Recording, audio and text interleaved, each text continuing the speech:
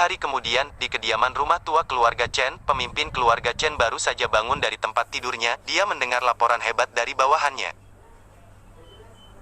"Nenek, proyek kerjasama kita menghasilkan keuntungan besar." Pengurus rumah tangga keluarga Chen yang sudah lama ikut mereka bergegas masuk.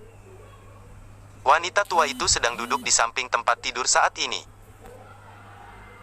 Melihat penampilan bahagia dari pengurus rumah tangga tua itu, senyum juga muncul di wajah wanita tua itu. "Nika, ada apa? Kenapa begitu senang?" "Nenek, hanya dalam 3 hari, setelah proyek baru diambil alih oleh Tuan Muda Wendy, itu sudah menghasilkan lebih dari 200 juta rupiah." Pengurus rumah tangga tua itu melaporkan dengan penuh semangat. "Benarkah? Ternyata aku tidak salah menilai, Wendy memang sangat hebat." Wanita tua itu tersenyum puas, berpikir bahwa matanya masih sangat jeli. Jika masih Vero yang bertanggung jawab.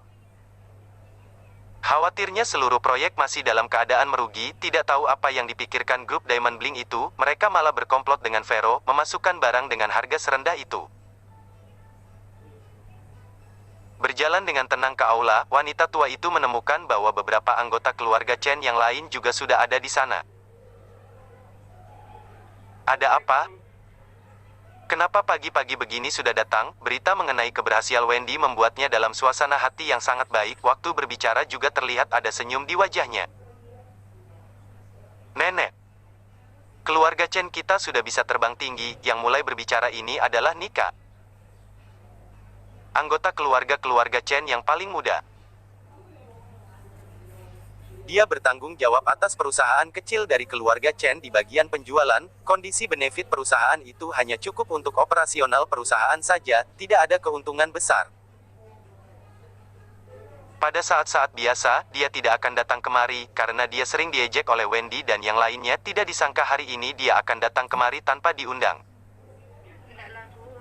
Apanya yang terbang tinggi? Pemimpin keluarga Chen pikir Nika Chen sedang membicarakan tentang obat anti kanker. Dia tidak memiliki begitu terlihat bahagia di wajahnya, apalagi dia juga telah menerima berita itu. Namun, Nika Chen tersenyum misterius dan berkata, "Nenek, sebuah perusahaan farmasi di daerah Kuroke tiba-tiba menghubungi aku dan ingin memasuki pasar penjualan di daerah Sanbaku. Karena ini adalah pertama kalinya, sebagai percobaan, mereka memberikan kepadaku sejumlah besar obat-obatan dengan harga murah. Jika laku, mereka akan menambah lebih banyak lagi nanti." "Ya. Wah, itu hal yang sangat baik." Wanita tua itu sedikit terkejut dan mengangguk. "Tidak hanya itu, aku ada terima kabar, beberapa perusahaan penjualan keluarga Chen lainnya saat ini juga ada menerima tawaran yang sama." Nika berkata dengan penuh semangat. "Betulkah?" Pemimpin keluarga Chen terkejut dan dengan cepat mengalihkan pandangannya kepada pengurus rumah tangga tua itu. Sesudah itu, dia segera mengerti maksud dari wanita tua itu. Dia langsung keluar dari pintu rumah keluarga Chen dan mulai mencari tahu tentang informasi yang relevan. Beberapa saat kemudian, dia balik dan memberitahu wanita tua itu semua informasi yang dia dapatkan. Setelah mendengarkan ini, wanita tua itu malah tidak bisa tenang. Menurut informasi yang dilaporkan oleh pengurus rumah tangga tua itu, hanya dalam 3 hari, beberapa perusahaan keluarga Chen telah menerima lebih dari 20 tawaran kerjasama, dan perusahaan yang menawarkan itu semuanya adalah perusahaan terkenal di daerah Sanbaku atau daerah sekitarnya. Salah satu tawaran itu berasal dari perusahaan besar di kota, yang membuat wanita tua itu bersemangat dan tekanan darahnya menjadi lebih tinggi. "Tuhan memberkati keluarga Chen," wanita tua itu berkata dengan suara gemetar. "Cepat beritahu semua keluarga Chen untuk kembali ke rumah leluhur. Aku akan mengumumkan kabar baik ini dan memberikan pujian yang layak kepada orang-orang muda keluarga kita." Siap, pengurus rumah tangga tua itu mengangguk dan segera menyebarkan informasi kepada semua anggota keluarga Chen. Malam itu, keluarga Chen mengadakan perjamuan keluarga untuk kesekian kalinya. Pada jamuan makan itu, semua anak-anak dari keluarga Chen yang menerima tawaran kerja sama kali ini dipuji dan dihargai oleh wanita tua itu. Di antara mereka, Wendy menerima bonus besar. Karena wanita tua itu bersikeras bahwa itu karena Wendy menjual obat kanker dengan baik.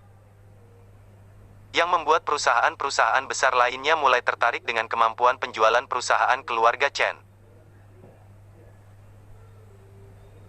Dalam hal ini, anggota keluarga Chen yang lainnya tidak keberatan sama sekali.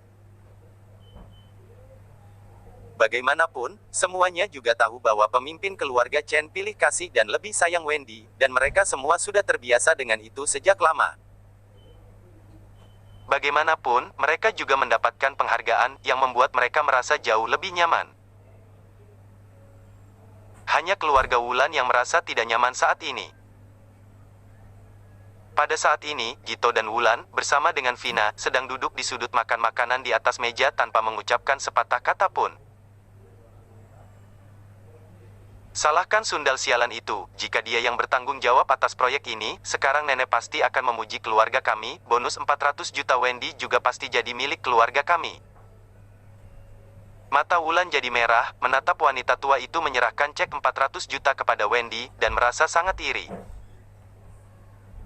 Tidak tahu apakah sundal itu sudah mati apa belum. Lebih baik dia dijual ke tempat prostitusi, biar aku lebih bisa puas, keluarga kita semua terbebani olehnya. Vina juga sangat iri, dan berkata sambil menggertakkan giginya. Dan si bajingan Desta juga, mereka berdua bersekongkol, sudah banyak menyakiti kita. Kali ini, jika bukan untuk menguji apakah dia akan masuk jebakan kita atau tidak, bagaimana mungkin aku bisa melewatkan persaingan dengan Wendy? Mendengar ini, Wulan makin merasakan nyeri di dadanya. Wulan menatap Vina, dan berkata dengan suara yang dalam, "Putriku, kamu harus berjuang untuk sukses di masa depan. Kamu sebaiknya berusaha mengambil beberapa proyek dari nenek. Jika terus seperti ini, keluarga kita akan dilupakan oleh nenek. Ayahmu juga tidak berguna, dia tidak bisa membelikan kita rumah yang besar, sekarang semuanya tergantung kamu." Mendengar kata-kata ibunya, Vina mengangguk pelan, dan otaknya mulai berputar perlahan. Hari berikutnya, Vina baru saja bangun dari tempat tidurnya dan menerima telepon dari Andre. Apakah kamu serius?" Vina yang masih ngantuk, mendengar kata-kata Andre, seluruh orangnya langsung melompat turun dari tempat tidur. Dia tidak punya waktu untuk berganti pakaian, dia bergegas keluar dari kamar dan turun ke bawah. "Ayah, Ibu, Andre punya kabar baik." Gito sedang membaca koran di sofa, dia terlihat bingung ketika dia melihat putrinya terburu-buru begitu. Wulan juga keluar dari dapur dan bertanya, "Kabar baik apa yang membuat kamu sangat bahagia? Kamu ngomong perlahan dan jangan buru-buru."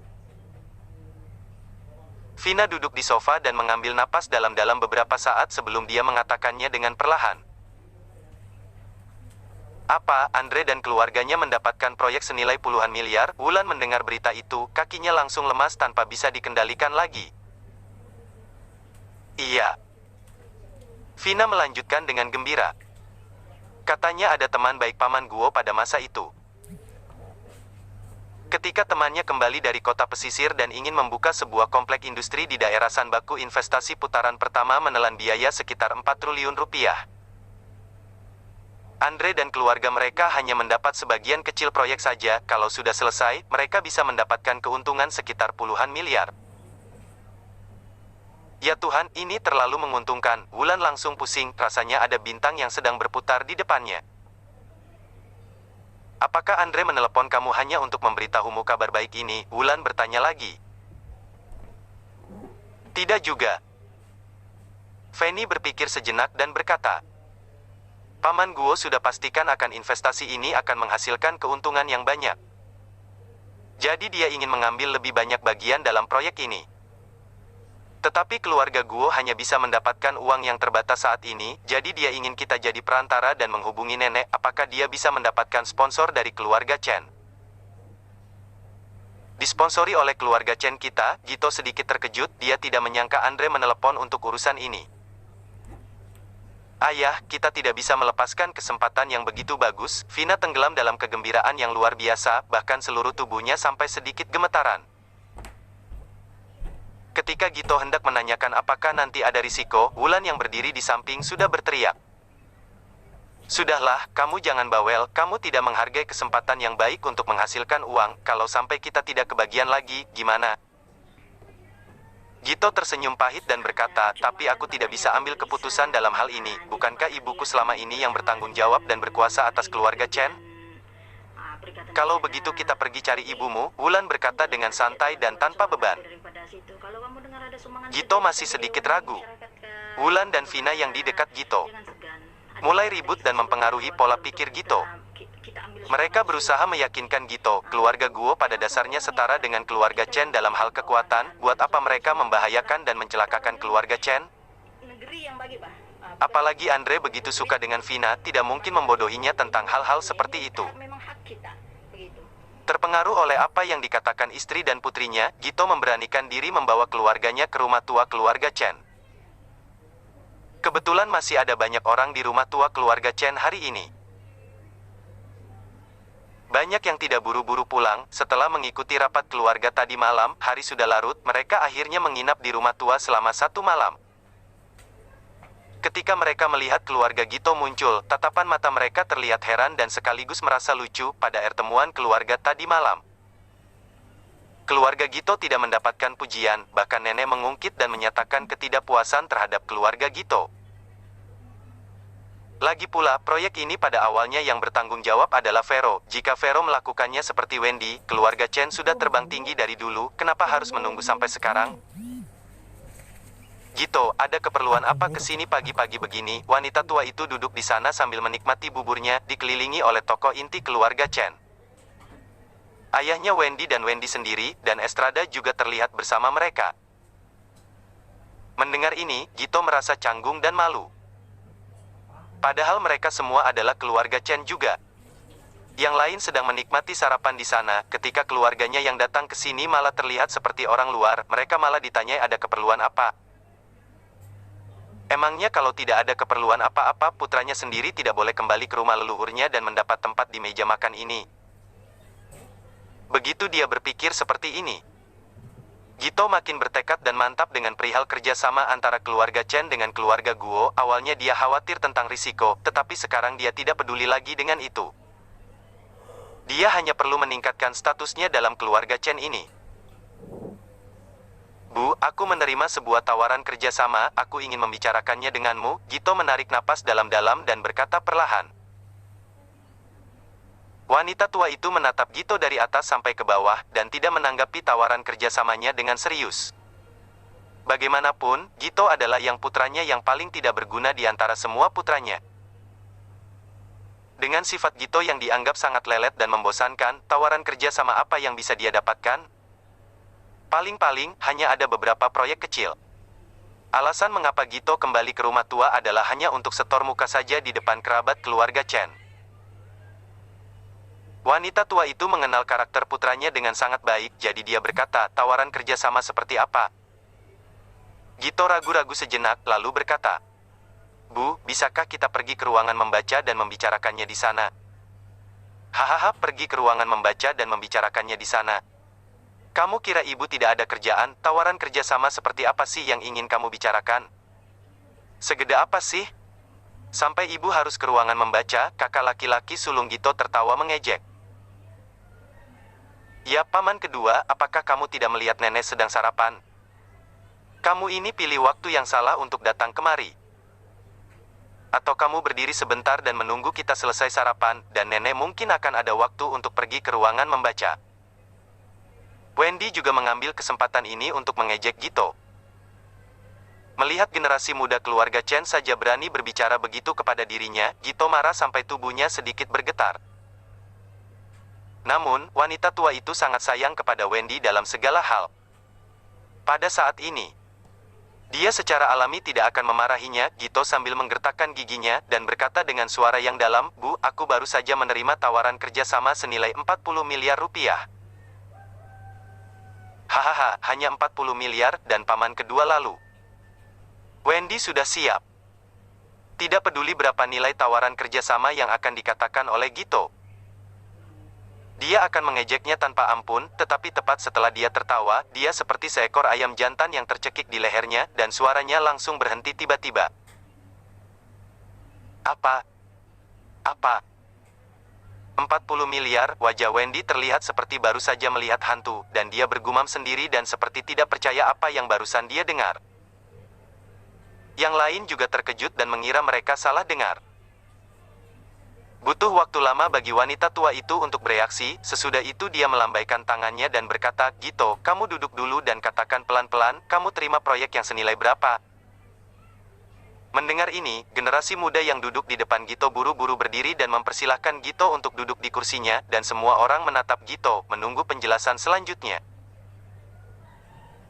Merasakan tatapan mata kagum dan terkejut yang lain, kemarahan dalam hati Gito akhirnya menghilang.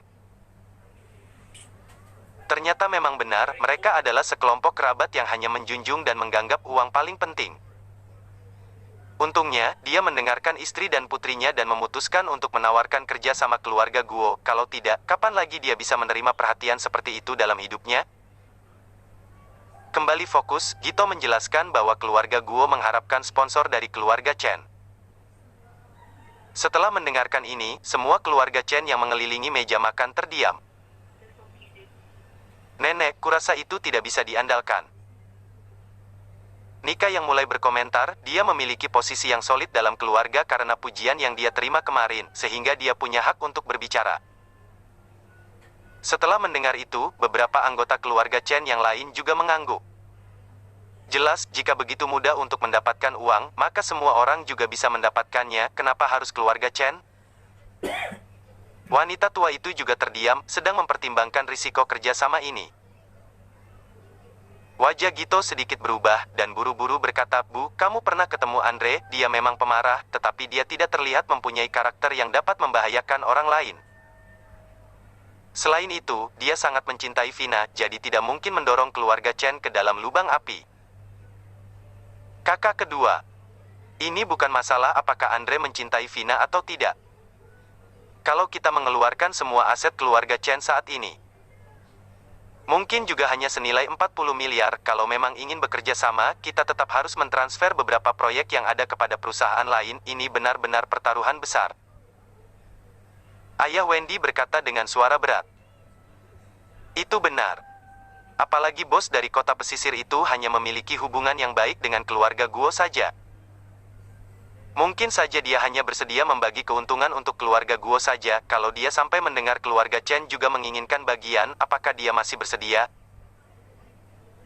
Aku pikir juga begitu. Masuk akal. Untuk sesaat, sebagian besar anggota keluarga Chen yang ada di ruangan itu menyatakan keraguan dan ketidaksetujuan. Tetapi ada juga beberapa anggota keluarga Chen yang setuju untuk mencoba bekerja sama dengan keluarga Guo. Lagi pula, keluarga Guo juga lumayan terkenal di dalam distrik Jing'an, dan tidak memiliki keluhan atau permusuhan dengan keluarga Chen di masa lalu. Jadi tidak ada alasan bagi keluarga Guo untuk merancang dan menjebak keluarga Chen. Apalagi Vina dan Andre akan segera menikah. Kedua keluarga akan terkait dan terikat satu sama lain.